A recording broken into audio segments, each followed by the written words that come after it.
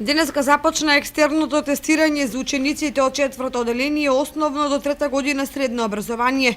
Учениците 3 дена пред полагањето можеа да ги проверат прашањата и да видат по кои предмети во колку часот полагаат.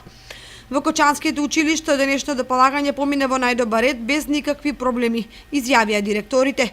Во основното училиште Раде Кратовче денеска полагаа 148 ученика, а на списокот објавен од Министерството се пријавени вкупно 315 ученика. Од денес целата јавност знае дека започна екстерното тестирање на нашите ученици.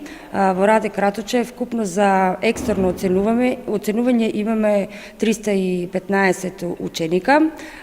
Денес се тестирани 148. Тестирањето се одвија во најдобар ред. Кај нас се поделени во 4 групи, значи имаше тестирање во 9:30 часот, во 11 часот и еве сега тече во 12:30 часот. Немаме проблеми со системот и се е во ред до сега. Се надеваме дека и наредните денови ќе биде како што е денес. Учениците кои не можат да полагаат во предвидените термини можат да донесат оправдание со кое се објаснува причината за која отсуствуваат.